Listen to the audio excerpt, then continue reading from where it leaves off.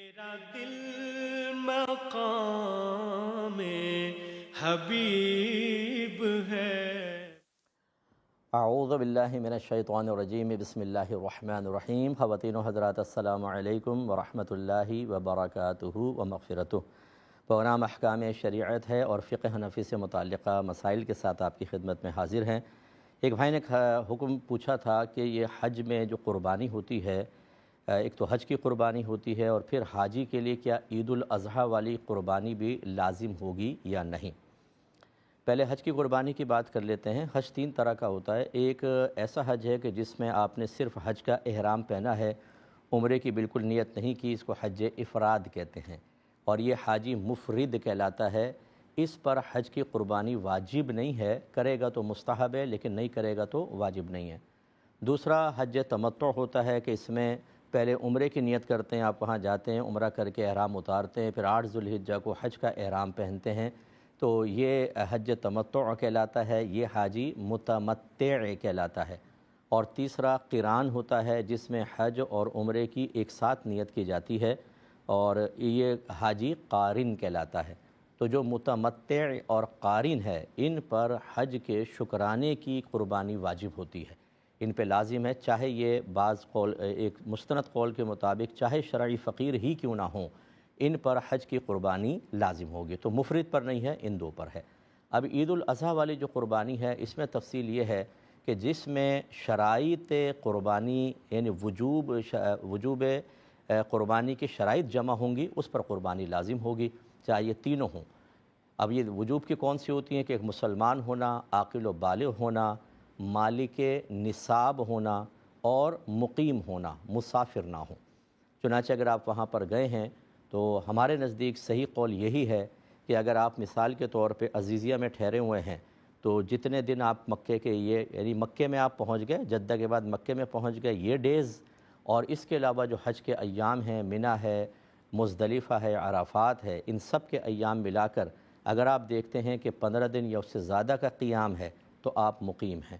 پھر یہ دیکھ لیں کہ آپ ماشاءاللہ مسلمان تو ہیں، عاقل بالغ بھی ہوں اگر، اور مالک نصاب 7.5 تولہ سونا، 52.5 تولہ چاندی، یا اتنا کیش، پرائز بانڈ، شیئرز وغیرہ جن کی مالیت 52.5 تولہ چاندی تک پہنچ جائے، یا اتنا مال تجارت کی جس کی مالیت 52.5 تولہ چاندی تک پہنچ جائے، تو آپ مالک نصاب ہے۔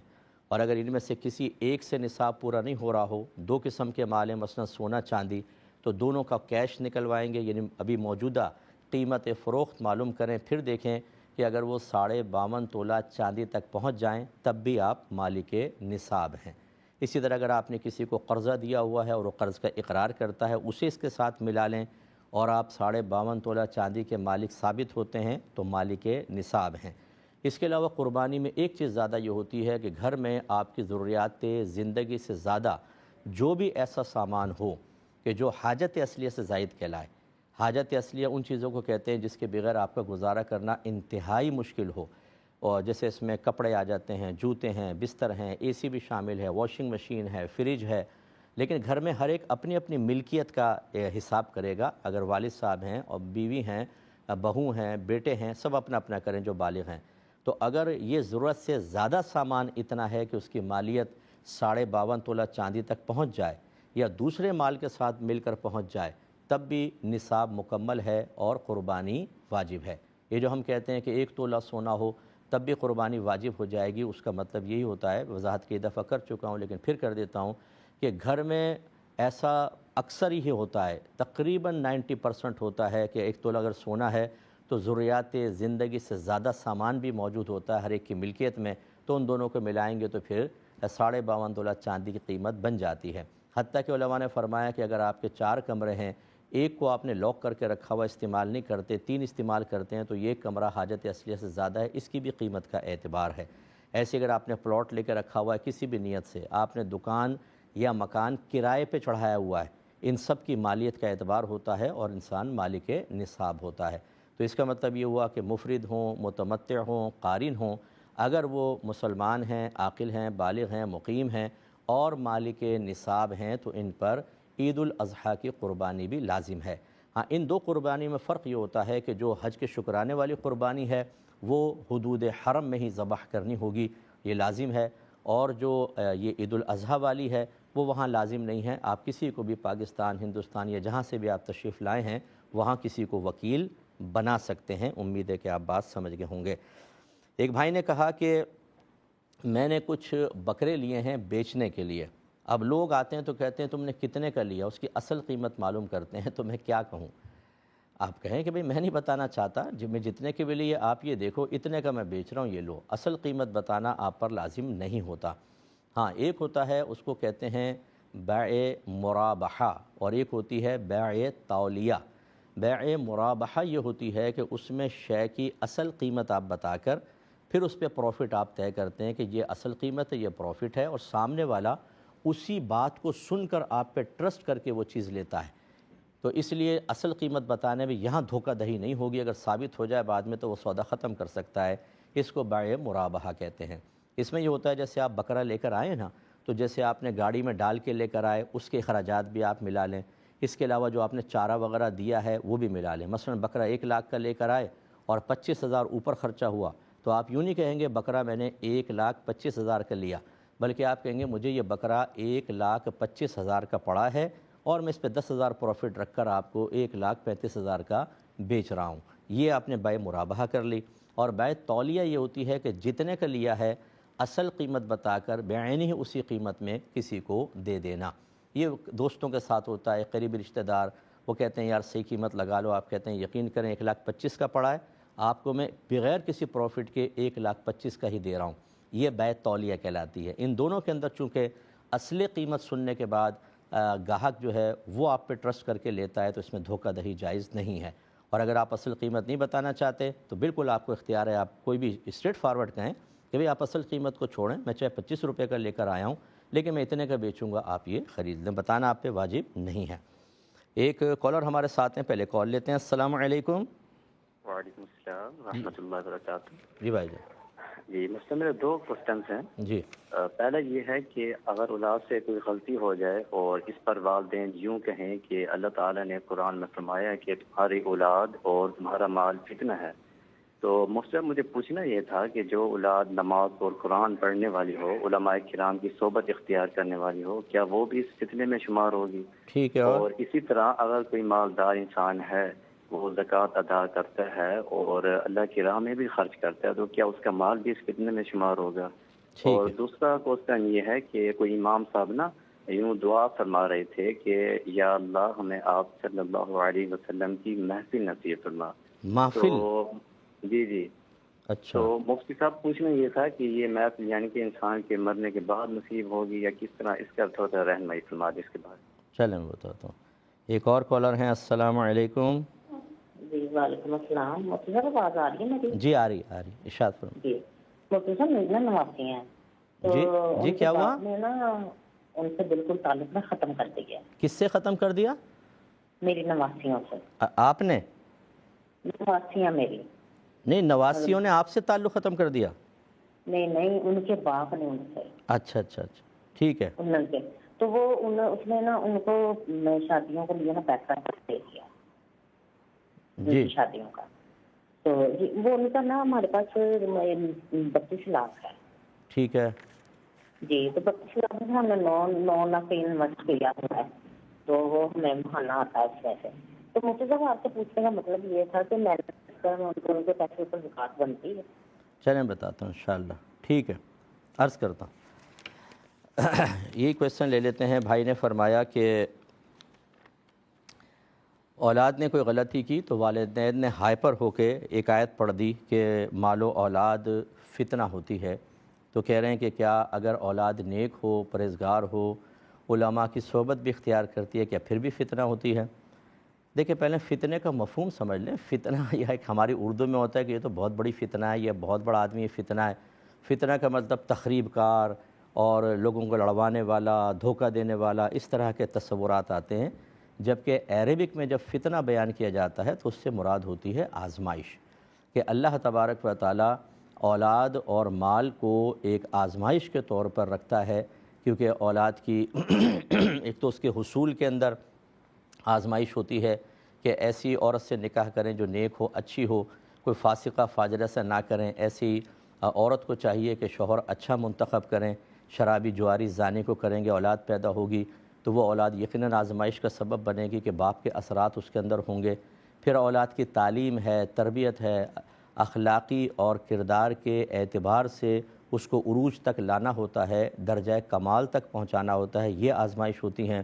بعض اوقات اولاد نافرمان نکل آتی ہے، بچیاں ایسی ہوتی ہیں جو ماں باپ کی نافرمان ہو کے بعد گھر سے بھاگ جاتی ہیں، یہ ایک آزمائش ہے۔ تو ان کو آزمائش قرار دیا ہے۔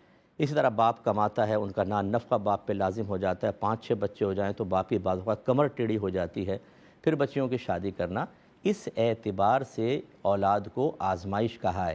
یہ نہیں ہے کہ یہ فتنے باز ہیں، ایک نیک آدمی فتنے باز کیا ہوگا؟ تو اس کا مطلب ہے کہ والدین نے جس مفہوم کے اندر آیت کو بیان کیا اور اولاد کو فتنہ کہنے کی کوشش کی اور فتنہ بمانے تخریب کار برا، یہ ان بیچاروں نے سمجھے بغیر کہا ہے، ایسا نہیں ہونا چاہیے۔ تو اسی سے آپ کے دوسرے سوال کا جواب بھی ہو گیا کہ اگر ایک مالدار کے پاس مال ہے تو وہ فتنہ ہے، تو مال کیسے فتنہ ہوگا؟ مال خود اٹھ کے کوئی تخریب کاری تو نہیں کرے گا۔ مراد یہ ہے کہ مال بھی ہمارے لیے ایک اللہ کی طرف سے بہت بڑی آزمائش ہے کہ مال میں اللہ نے اٹریکشن رکھی ہے اور حکم دے دیا ہے کہ اس کو حلال ذرائع سے اختیار کرو، اور اللہ کی یہ مشیت ہے کہ حلال آپ کے پاس کم آئے گا اور مشکل سے آئے گا، اور حرام یوں جیسے سیلاب بہتا ہے اس طرح بسا اوقات آتا ہے۔ اسی میں اپنے آپ کو کنٹرول کرنا ہوتا ہے کہ آدمی حرام سے بچے اور حلال کو کمائے۔ پھر خرچ کرنے کے اندر ایک آزمائش ہوتی ہے کہ بالکل اللہ کی رضا کے مطابق خرچ کرنا ہے۔ پھر جمع کرنے میں ایک آزمائش ہے، کس نیت سے آپ نے جمع کیا ہوا ہے۔ اچھی نیت کے ساتھ کریں گے تو اجازت ہے، اور بری نیت کے ساتھ کریں گے اور اس میں اللہ اور بندوں کے حقوق ادا نہیں کریں گے تو وہ آپ کے لیے یقیناً بہت بڑی آزمائش بنے گا۔ یہ جو آزمائشیں ہوتی ہیں اس کو اللہ تعالیٰ نے ذکر کیا ہے، لہٰذا فتنے سے مراد اردو والا فتنہ نہ لیا جائے بلکہ عربک والا فتنہ مراد لیا جائے۔ ایک یہ کہتے ہیں کہ امام صاحب نے دعا کی، یا اللہ ہمیں سرکار کی محفل عطا فرما۔ دیکھیں بہتر تو یہ تھا کہ آپ امام صاحب سے ہی معلوم کرتے، کیونکہ ان کے ذہن میں کیا تصور تھا۔ بہرحال میں جو سمجھا ہوں میں آپ کو عرض کر دیتا ہوں کہ ایک تو خواب میں محفل ہوتی ہے کہ بسا اوقات انسان کو بہت ہی پاکیزہ خواب نظر آتے ہیں کہ کوئی محفل قائم ہے، اس میں رحمت کونین صلی اللہ علیہ وسلم، دیگر صحابہ کرام، اولیاء اعظام تشریف فرما ہیں۔ یہ دعا اس کا بھی یعنی یہ چیز اس دعا کا مصداق ہو سکتی ہے کہ اللہ مجھے خواب میں سرکار کی محفل عطا فرما۔ دوسرا یہ کہ روحانی اعتبار سے تو بہرحال محفل اختیار کرنا ہی بڑے بڑے اولیاء کا ہی ہوتا ہے، یہ ممکن نہیں ہے۔ اور تیسرا مرنے کے بعد پھر سرکار کی محفل یا جنت کے اندر ہو سکتا ہے، تو یہ مفہومات ہو سکتے ہیں۔ مختصر سا بریک لیں گے، ہمیں یقین ہے آپ ہمارے ساتھ ہی رہیں گے۔ بسم اللہ الرحمن الرحیم۔ پہلے کالز لے لیتے ہیں۔ السلام علیکم۔ وعلیکم السلام۔ جی بہن۔ مفتی صاحب ایک سوال تھا کہ میرا بھائی ہے، اس نے حفظ مکمل کیا ہے، جی تو اب وہ جب اس نے حفظ مکمل کیا تو اس کی عمر زیادہ ہو گئی ہے، تو اسکول میں آگے اس نے داخلہ لینا ہے، جس اسکول میں وہ چاہ رہا ہے کسی ادارے میں داخلہ لینا، تو اس کے لیے 16 سال 12ویں میں عمر چاہیے، مطلب ایف ایس سی میں، تو اس کی عمر زیادہ ہو رہی ہے، تو کیا عمر کم کرائی جا سکتی ہے اس لیے؟ ٹھیک ہے، اور عرض کرتا ہوں ایک اور کالر ہیں۔ السلام علیکم۔ یہ نفل میں ہیلو جی بولیے بہن، بولیں۔ مغرب کی نماز میں اور عشاء کی نماز میں 8 نفل کی نیت کر سکتے ہیں، 2000 شکرانے کی، 2000 صلاۃ التوبہ اور صلاۃ الحاجات اور مغرب کے عشاء کے نوافل کے اندر؟ عشاء میں اور مغرب میں۔ اچھا، یعنی آپ چاہ رہی ہیں کہ 2 نفل کے اندر ہی اور نیتیں شامل کر لیں، یوں؟ ہاں ٹھیک ایسا ہے، کر سکتے۔ ٹھیک ہے، بتاتا ہوں۔ یہ خاتون نے فون کیا تھا کہ پوچھا تھا کہ بچیوں کے ان کی جو نواسیاں ہیں ان کے والد صاحب نے ان سے قطع تعلق کر لیا ہے، لیکن ان کی شادی کے لیے غالباً 32 لاکھ روپے ان کے پاس جمع کرائے ہیں، تو اس پر زکوٰۃ بنے گی یا نہیں بنے گی؟ دیکھیں والد کی نیت پر موقوف ہے، کیا انہوں نے یہ نیت پہلے سب سے پہلے دیکھا جائے گا کہ اگر وہ بچیاں نابالغہ ہیں، ابھی بالغ نہیں ہوئی یعنی 9 سال سے کم ہیں، میں نے پہلے بھی آپ کو یہ بتایا تھا، پھر اعادہ کر دیتا ہوں کبھی آپ چلیں ہو جائے، لڑکیاں جو ہوتی ہیں یہ 9 سے لے کے 15 سال کے درمیان اگر احتلام ہو جائے یا حیض آ جائے یا فرض کر لیں اس کی شادی کر دی، رخصتی کی اور وہ پیگننٹ ہو گئی، تو یہ ایک بچی کے لیے بلوغت کی علامت ہوتی ہے، چاہے 9 سال میں ہو، 10واں، 11، 12، 13، 14، 15 ان کے درمیان جب بھی ایسا ہوگا وہ بالغہ ہو گئی، اور اگر ایسا نہیں ہوا تو 15 سال کے بعد تو بالغہ کہلائیں گی، ٹھیک ہے۔ اب اگر والد صاحب نے یہ کہا یہ بچیوں کے لیے ہے اور وہ نابالغہ ہیں، ابھی تک بالغہ نہیں ہوئی، تو یہ مال فوراً بچیوں کی ملکیت میں چلا جائے گا، چاہے آپ ان کو قبضے میں نہ دیں، امانتاً اپنے پاس رکھیں، اور جب وہ نابالغہ ہیں تو نابالغ پر زکوٰۃ نہیں بنتی ہے، لہٰذا اس پر زکوٰۃ نہیں ہوگی۔ دوسرا یہ ہے کہ بچیاں بالغہ ہیں مثال کے طور پر، اور والد صاحب نے کہا یہ میری بچیوں کا ہے شادی کے لیے، تو پھر ان کو جب تک ان کے قبضے کے اندر وہ مال نہیں دیں گے، والد صاحب کے قبضے سے یا ملکیت سے وہ مال نکل کر بچیوں کی ملکیت میں شرعاً داخل نہیں ہوگا۔ اگر نانی نے اپنے پاس ہی رکھ لیا یا ان کی والدہ نے اپنے پاس رکھ لیا ہے تو سمجھ لیجئے کہ یہ ایک امانت ہی ہے اور اس کا اصل مالک شوہر ہے، تو اب وہ زکوٰۃ جو ہے شوہر کے اوپر بنے گی، پھر بنے گی اگر 32 لاکھ کافی رقم ہوتی ہے شوہر کے اوپر بنے گی، آپ لوگوں کے اوپر یا بچیوں کے اوپر نہیں بنے گی۔ ہاں اگر آپ یہ مال بچیوں کے حوالے کر دیں، ان کے قبضے میں دے دیں اور پھر 1 سال اس کے اوپر گزر جائے تو پھر اس کے اوپر زکوٰۃ ضرور بنے گی۔ اور تیسری صورت یہ ہے کہ انہوں نے کہا کہ یہ امانتاً رکھ لو، جب بچیاں بڑی ہو جائیں تو پھر ان کی شادیاں کروا دینا، یعنی بچیوں کو دینا یا ان کی ملکیت میں کرنے کا کوئی ارادہ نہیں ہے، تو جب یہ امانت آپ کے پاس ہے اس کا مالک بھی والد ہی کہلائے گا اور وہی زکوٰۃ ادا کرے گا، اس صورت میں بھی آپ پر زکوٰۃ نہیں ہوگی۔ یہ کہتی ہیں ہمارے بھائی نے حفظ مکمل کر لیا لیکن اب عمر زیادہ ہو گئی ہے، اسکول میں جو ریکوائرمنٹ ہے وہ 16 سال کی ہے، تو کیا ہم عمر کم کروا سکتے ہیں؟ بالکل نہیں کروا سکتے، یہ جھوٹ ہے، دھوکہ ہے۔ جھوٹ اور دھوکہ تو کافر سے جائز نہیں، چہ جائے کہ مسلمان سے ہو۔ اور یہ کیوں ہوا؟ اس لیے کہ آپ لوگوں نے سوچے سمجھے بغیر، کسی بھی اچھے عالم دین سے مشورہ کیے بغیر، یا میرے حفظ کے بارے میں بہت سارے کلپس ہیں ان کو سنے بغیر آپ نے بھائی کو حفظ کی طرف لگا دیا۔ پہلے غور کرنا چاہیے تھا، ایک فیوچر پلاننگ ہوتی ہے کہ کتنے عرصے میں حفظ ہوگا، پھر حفظ کا فائدہ کیا ہے، اس کی ذات کو فائدہ کیا ہے، امت کو فائدہ کیا ہے، کیا ہمارا بھائی آگے چل کر جس طرح کا ہم نے گھر میں ماحول دیا ہوا ہے یا ہمارے بھائی کی گیدرنگ ہے، کیا یہ اپنے حفظ کی حفاظت بھی کر سکے گا یا نہیں کر سکے گا؟ اسکول اور کالج لائف میں جا کے حفظ بھول جائے گا تو پھر یہ شوق پورا کرنے کا کیا فائدہ ہوگا آپ کو؟ اس لیے ایک فیوچر پلاننگ ہونی چاہیے۔ تو بہرحال اب ایسی صورت کے اندر بالکل نہیں ہو سکتا، پرائیویٹ وغیرہ کوئی طریقہ دیکھیں، ہیں اس کے متبادل ذرائع، اچھے جو ٹیچرز وغیرہ ہیں سینئر ان سے مشورہ کر لیں، لیکن اس طرح جھوٹ اور دھوکے کے ساتھ اپنے بھائی کی عمر کم کروا کے آپ داخلہ نہیں لے سکتے، گناہ گار ہوں گے۔ بچی نے پوچھا ہے کہ کیا مغرب یا عشاء کے جب ہم 2 نفل پڑھتے ہیں مثال کے طور پر، ان میں یہ اور نوافل کی نیت کر سکتے ہیں کہ یہ صلاۃ التوبہ بھی ہے، صلاۃ الحاجات بھی ہے؟ تو جی بالکل کر سکتے ہیں، اگر اس کی الگ کوئی مستقل شرعی حیثیت نہ ہو تو آپ دیگر اس طرح نیتیں شامل کر سکتے ہیں، تو کوئی حرج نہیں ہے، آپ بالکل کر لیں، انشاءاللہ آپ کو اس کا اجر و ثواب بھی ملے گا اور نیتیں ٹھیک ہیں۔ ایک خاتون نے پوچھا تھا کہ وہ اسکول کے ٹیچر ہیں، انہوں نے کہا کہ ہم 60 ٹیچرز ہیں، 60 کے قریب ہیں، امتحان کے دنوں میں ہمارے اسکول میں 15 بلاکس بنائے جاتے ہیں، یعنی 15 حصوں میں بچوں کو ڈیوائیڈ کر دیتے ہیں، تو لازم بات ہے کہ کم استادوں کی ڈیوٹی لگتی ہے کہ استاد تو 60 کے قریب ہیں، تو یہ کہتی ہے کہ پالیسی کے مطابق جن کی بلاک ڈیوٹی نہیں ہے وہ اسکول نہیں آئیں گے، یعنی خود اسکول کی پالیسی ہے۔ اب یہ کہتی ہیں جیسے ہماری ڈیوٹی نہیں لگی، ہم گھر میں ہیں، تو بعض لوگ ہمیں کہتے ہیں کہ تم نہ جا کر حرام کھا رہے ہو، کیا حکم شرع ہوگا؟ دیکھیں پہلے بھی آپ کو بتایا تھا کہ جو امپلائی ہوتا ہے اس کو عربک میں اجیر کہتے ہیں۔ اگر آپ کسی خاص اسکول، خاص کمپنی کو خاص وقت تک جوائن کر کے رکھتے ہیں تو آپ اجیر خاص کہلاتے ہیں، تو آپ بھی اجیر خاص ہیں۔ اب اجیر خاص دو وجوہات کی بنا پر تنخواہ کا، پوری تنخواہ کا مستحق ہوگا، ایک بھی کم ہو تو نہیں ہوگا۔ نمبر 1 کہ جتنا آپ کا ٹائم ہے، مثلا 9 سے 5 ہے تو اس ٹائم میں وہاں پر حاضر رہنا، ایک یہ، اور نمبر 2 جو کام سپرد کیا گیا ہے اس کام کو کرنا۔ پھر اس کام کے 3 درجے ہو سکتے ہیں، اعلیٰ درجہ، درمیانہ درجہ، بالکل 3rd کلاس درجہ۔ اگر تو کوئی درجہ طے کیا ہے تو اسی کے مطابق آپ کو پڑھانا ہوگا، تب آپ سیلری کے مستحق ہیں، اور کچھ بھی طے نہیں کیا تو خیر الاموری اوسطھا، تمام امور میں سب سے بہتر اس کا درمیانہ ہوتا ہے، تو آپ کو درمیانہ پڑھانا ہوگا کم از کم، تب آپ سیلری کی مستحق ہوں گی۔ یہ تو ہے نفس مسئلہ۔ اب آ جائیے اس پر کہ اگر آپ فرض کر لیں وہاں جاتی ہیں اور وہاں کام ہی نہیں ہے، مثال کے طور پہ اسکول چلے گئے آپ نے ڈیوٹی اپنی پوری کی لیکن کام نہیں ہے، اسکول والے کام نہیں دے رہے، تو آپ بالکل پوری تنخواہ کے مستحق ہیں کہ آپ تو موجود ہیں، وہ کام نہیں دے رہے۔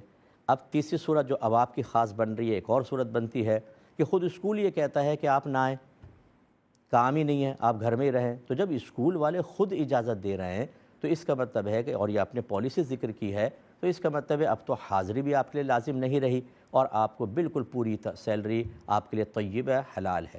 اسکول کی چھٹیاں بھی تو ہوتی ہیں، اس میں بھی تو ٹیچر سیلری لے رہے ہوتے ہیں. تو جس نے یہ فتویٰ جاری کیا اس سے پوچھیں کہ چھٹیوں کے اندر کیا ہم اسکول جا کر بیٹھیں تب سیلری کے مستحق ہوں گے؟ یہ چھٹیاں بھی تو ہمیں اسکول ہی دے رہا ہے اور پوری سیلری بھی دے رہا ہے. لہذا جن صاحب نے یہ فتویٰ دیا بالکل غلط فتویٰ دیا ہے. آپ کا پالیسی کے مطابق اپنے گھر پر بیٹھ کر غیر حاضری کے باوجود سیلری لینا بالکل طیب اور حلال ہے، اور ان صاحب نے حلال کو حرام کہا ہے.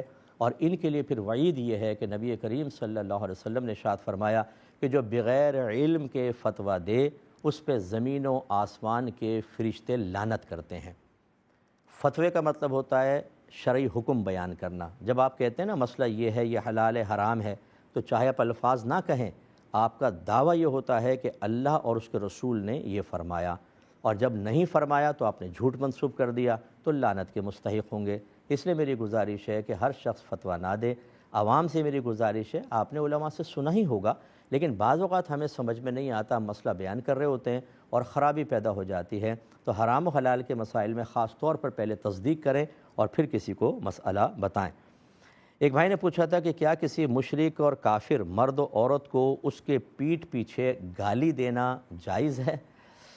تو مناسب نہیں ہے. کیا فائدہ گالی دینے کا؟ آپ کو کیا فائدہ حاصل ہو جائے گا؟ ہمارے علماء نے فرمایا کہ شیطان پر لعنت کرنا جائز ہے، لیکن بہتر ہے کہ جتنی دیر میں آپ اس پہ لعنت ملامت کرو گے، کوئی ذکر الہی کر لو.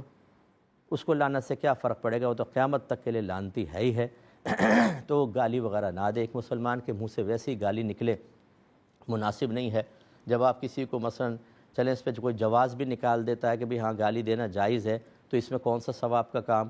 اور جب ایک دفعہ گالی کا عادی ہو جاتا ہے آدمی تو پھر دوسرے مقامات پر بھی مسلمان کو بھی گالی نکل جائے گی زبان سے. اس لیے اپنی زبان کو پاکیزہ رکھیں اور اس قسم کی چیزوں کے اندر انوالو نہ ہوں. یہی ہمارا ایک مشورہ ہے. کسی نے پوچھا تھا کہ ایک شخص کو ہائپر سیکسول ایروڈوسل ڈس آرڈر، یہ مشکل سے الفاظ تھے لیکن مسئلہ اس نے یہ بیان کیا کہ یہ ایک مرض ہے جس میں انسان بعض وقت مخصوص آواز سنتا ہے یا مخصوص کسی کا ذکر سنتا ہے، مخصوص نام سنتا ہے، تو اس میں ایک دم شہوت پیدا ہو جاتی ہے غیر محسوس طریقے سے. اب ان کا کویشچن یہ ہے کہ فرض کر لیں کہ اگر ساس کی آواز سن کر یا بیوی اپنی والدہ کا ذکر کر رہی ہیں اور صرف وہ یہ کہتی ہیں میری امی، اور ایک دم یہ کیفیات پیدا ہو جاتی ہیں، تو کیا حکم شرع ہوگا؟ ایسے انہوں نے پوچھا کہ لڑکا کنوارا ہو فرض کر لیں اور اپنی ساس کے بارے میں، یعنی ہونے والی ساس کے بارے میں یا اس کا خیال آتے ہی، یا جیسے کوئی لڑکی اس کا ذکر کر رہی ہے، اس طرح کے معاملات آئیں تو کیا اس لڑکی سے میں نکاح کر سکتا ہوں یا نہیں کر سکتا؟ دیکھیں، جو غیر ارادی کیفیات ہوتی ہیں اس پہ اللہ تبارک و تعالی نے ہماری کوئی گرفت نہیں رکھی ہے، اس لیے کہ لا یکلف اللہ نفسا الا وسعها، اللہ تعالیٰ کسی جان کو اس کی ہمت سے زیادہ آزمائش میں مبتلا کرتا ہی نہیں. لیکن یہ یاد رکھیں کہ جتنے بھی اللہ تعالیٰ نے ہماری کیفیات، جذبات، احساسات بنائے ہوتے ہیں، ایک انسان کو یہ طاقت بھی دی ہوتی ہے، ایک انٹرنل پاور بھی دی ہوتی ہے، اور پھر وہ ایکسٹرنل کچھ چیزیں اختیار کر کے ان کیفیات کو مغلوب کر سکتا ہے. نبی کریم صلی اللہ علیہ وسلم نے جب اعلان نبوت فرمایا اور صحابہ کرام نے آپ سے بیعت کی تو ہر ایک کسی نہ کسی کیفیت، جذبات، احساسات کے تابع تھا. لیکن دیکھیں جب وہ اسلام لے کر آ گئے تو انہوں نے اسلامی تعلیمات کی روشنی میں، صحبت نبی صلی اللہ علیہ وسلم کی برکت سے، آیات اور حدیث کی روشنی میں اپنی کیفیات کو مغلوب کر لیا اور پوری دنیا کے لیے مثال بن گئے. تو کہنے کا مطلب یہ ہے کہ اگر اس طرح کی کوئی معاملہ ہے تو اپنے آپ کو بالکل مجبور اور بے بس سمجھ کر اور شتر بے مہار چھوڑ دینا اور بار بار اس طرح کی کیفیات کو محسوس کرنا، اگرچہ وہ کہتے ہیں کہ محسوس ہوتا ہے لیکن کوئی برا خیال نہیں آتا، لیکن میں یہ عرض کرتا ہوں کہ ابھی جب آپ محسوس کر رہے ہیں، اگر کنٹرول نہیں کریں گے تو برا خیال آنے میں دیر نہیں لگے گی. جب آپ ذکر سے ایسا ہو رہا ہے تو کل جب شادی ہوگی، ساس صاحبہ نے سر پہ ہاتھ پھیر دیا یا خدا نخواستہ کوئی ہاتھ ٹچ ہوا تو ایک دم برا خیال آ جائے گا، اور حرمت مصاہرت کے مسائل بہت شدید ہوتے ہیں. اس لیے کوشش کرنی چاہیے کہ اس قسم کے جب کوئی معاملہ ہو اس سے پہلے اپنے ذہن کو پاکیزہ کریں. میری کتاب قرب الہی لے لیں، اس کا مطالعہ کریں، انٹرنل پاور بہت زبردست ہوگی، مضبوط ہوں گے. ذہن میں اچھا مواد ہوتا ہے، وہ خود شیطان کے وساوس کو دور کر دیتا ہے اور انسان بچ جاتا ہے. لیکن بہرحال نفس مسئلہ یہ ہے کہ اگر شہوت پیدا ہو بھی جاتی ہے، اس سے نکاح پہ کوئی فرق نہیں پڑتا.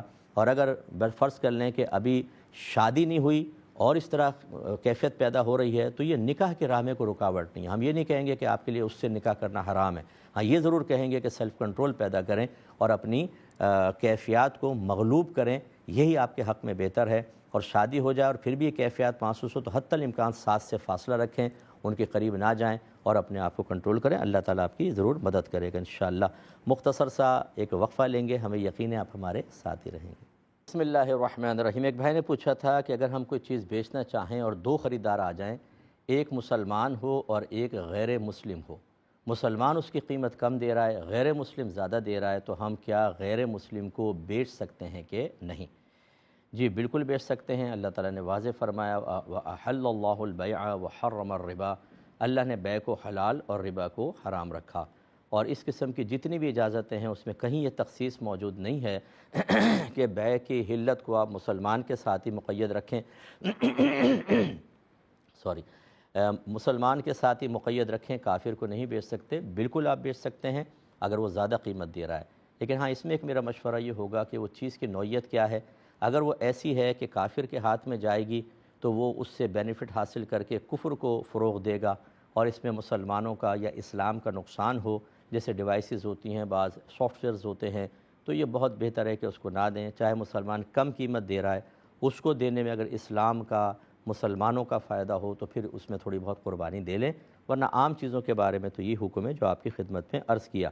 ایک بھائی نے فرمایا کہ میرے ایک دوست فرانس میں ہوتے ہیں، وہ یہ کہتے ہیں کہ یہاں پر ایک ڈبل روٹی ایسی ہے جس میں الکحل ملی ہوتی ہے، تو کیا ہم اس ڈبل روٹی کو یوز کر سکتے ہیں یا نہیں کر سکتے ہیں؟ دیکھیں تقویٰ اور فتویٰ ہوتا ہے، اگر اس کے علاوہ کوئی اور اچھی ڈبل روٹی ملتی ہے جس میں الکحل بالکل نہیں ہے تو اسی کو یوز کیا جائے، اور فتویٰ اس کے اوپر ہے کہ بالکل آپ کر سکتے ہیں، کیونکہ اب الکحل میں عموم بلوہ بہت زیادہ ہے، اتنی چیزوں کے اندر الکحل شامل ہے اور وہ مطلب عام ہو چکی ہیں، جیسے دوائیوں کے اندر الکحل ہومیوپیتھک میں تو آپ جانتے ہیں کہ 99% الکحل کا استعمال ہوتا ہے۔ ایسی اسپرٹ کو بھی نجاست غلیظہ اسی وجہ سے قرار دیا تھا کہ وہ شراب سے کشید شدہ ہوتی ہے، لیکن آج کل پالشز میں استعمال ہو رہی ہے اور مسجدوں کے دروازوں پر، مسجدوں کی چوکھٹوں کے اوپر وہ ہو رہی ہے، تو لہذا چونکہ اس میں عموم بلوہ بہت زیادہ ہے، تو اب دیکھا یہ جاتا ہے کہ اگر وہ ڈبل روٹی آپ کی صحیح ضرورت کی ہے کہ وہ زیادہ بہتر ہے، دوسری ناقص ہوتی ہیں یا خراب سی ہوتی ہیں اور اس میں صحت کے معاملات زیادہ ہیں، تو یہ ضرورت کے تحت ہی آئے گی، حاجت کے تحت آئے گی، اس صورت میں آپ بالکل لے سکتے ہیں اور اس میں کوئی گناہ کا پہلو نہیں ہے۔ ایک انہوں نے پوچھا تھا کہ کیا مردار جانور کا گوشت ناپاک ہوتا ہے؟ دیکھیں مردار اسے کہتے ہیں جو بغیر ذبح شرعی کے از خود مر جائے، وہ مردار ہے، جیسے گائے مر گئی مردار ہے، یا پھر آپ نے اس کو ذبح تو کیا لیکن جان بوجھ کر بسم اللہ اللہ اکبر نہیں پڑھا تو مردار ہے، یا بسم اللہ اللہ اکبر پڑھا لیکن جو 4 رگیں ہوتی ہیں جن میں سے 3 کٹنی چاہیے اور ایک چاہے چھوٹ جائے، لیکن آپ نے ہلکا سا بس ٹچ مارا اور وہ تڑپ تڑپ کے مر گیا، یہ بھی مردار ہے۔ آپ ذبح پہ قادر تھے لیکن ڈنڈا مار کے مار دیا، اور یا گلا گھونٹ کے مار دیا، اوپر سے گرا کے مار دیا، تو مردار ہے۔ تو یہ مردار کا گوشت ناپاک ہوتا ہے، اس وجہ سے کہ جب آپ ذبح کرتے ہیں بسم اللہ اللہ اکبر کہہ کر، تو جو ناپاک خون ہوتا ہے وہ بہہ جاتا ہے اور گوشت پاک ہو جاتا ہے، لیکن جب مردار مر جاتا ہے تو اس کا گوشت کا خون کے ساتھ اختلاط ملاپ باقی رہتا ہے، اس وجہ سے وہ ناپاک رہے گا، اس میں احتیاط کرنی چاہیے۔ یہ کہتے ہیں کہ 1 سال کا بچہ ہے ان کا، وہ نانی کے ہاں گیا تو وہاں پر جیسے اس کو ذکر کروایا یا اللہ اللہ کہو تو وہاں بولتا تھا وہ اللہ اللہ، لیکن جب وہ واپس آیا تو بیوی اپنے بچے کو مخاطب کر کے کہہ رہی تھی کہ بیٹا جب تم نانی کے جاتے ہو تو تم سلام بھی کرتے ہو اور اللہ اللہ کہتے ہو، یہاں نہیں کرتے تم، تو یہاں کیوں نہیں بول رہے؟ تو شوہر نے مذاق میں کہا کہ تمہارے پاس جو آ گیا ہے اس لیے ایسا ہوا ہے کہ یہ اللہ ہی بھول گیا ہے۔ تو عورت نے غصے میں کہا کہ ہاں میں تو کافر و مشرک ہوں نا، تو کیا حکم ہوگا؟ دیکھیں ایسی صورت میں ان کو کفر کا حکم نہیں دیں گے، کیونکہ یہ غصے میں بات کہی جاتی ہے، کفر یا شرک سے رضا کے ساتھ نہیں کی جاتی ہے۔